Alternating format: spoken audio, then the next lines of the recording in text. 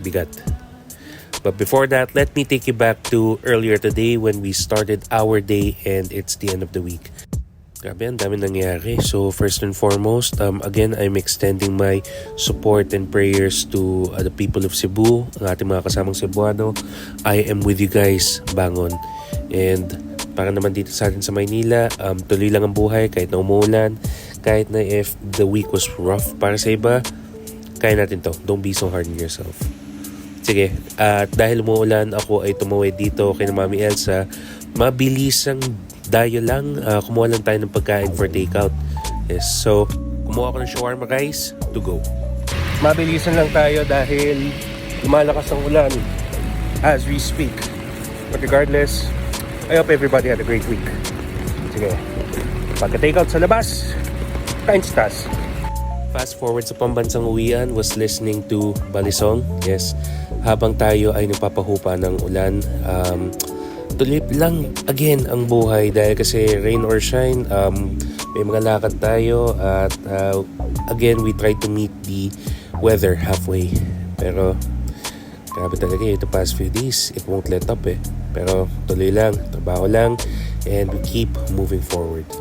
Yes, so ngayon madami na rin umuwi, whether kayo naglakad pa LRT, pa MRT, nag-dinner, nag-hangout, nag-shopping, umattend ng event katulad ng nandito ngayon sa H&M, or kung meron mang iba, at kung kayo man ay may reunions, may mga hangouts, may mga inuman sessions, kung kayo man ay nag-run ng personal errands, nag-grab, nag-commute, nag-taxi, naipit man sa ulan, nakauwi ka agad, or nagantay sa kahabaan ng pila ng jeep.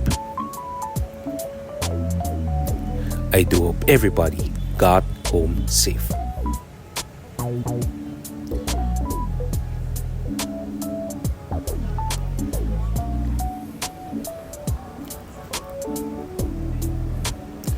So habang naglalakad ako dito sa mall, naalala ko na ngayon ay showing na ang isang daang awit para kay Stella. Pumunta ako dito sa Glorieta 4 Cinemas and wala na dito sa Glorieta. Actually, as of this time daw, this would be the 4th week na. Normally, pag umabot na siya ng isang buwan, kailangan na nating abutin dahil kasi baka i-pull out na siya. So, from Wanayala, ako ay pumunta sa sakayang papunta ng PTEX at nakaupo naman kaagad. Ito yung ticket and our ride was safe.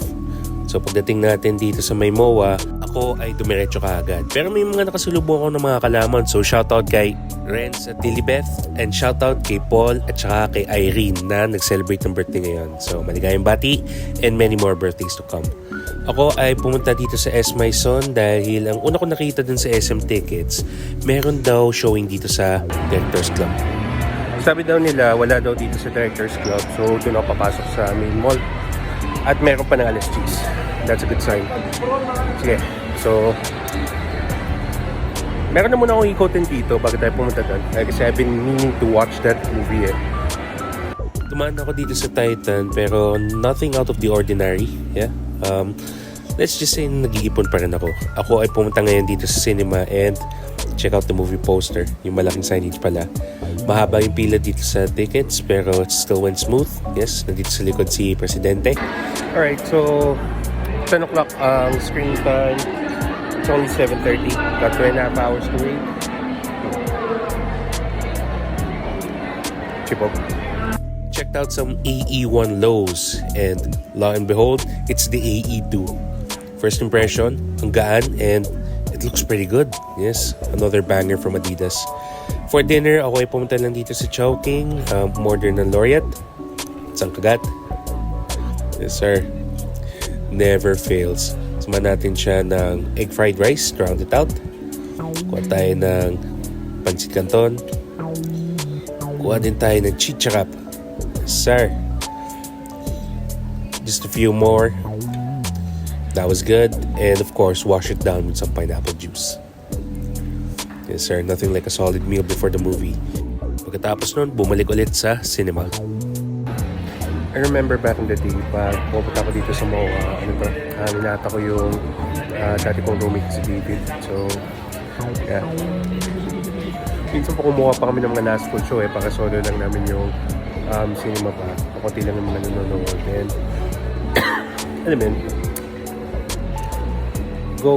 going solo naman for this particular movie. Alam mo yun, for what it's worth, even when I'm doing things solo right now, there's some rituals worth it that I'm keep doing. Yun nga lang, time on my clock right now, it's 9:25.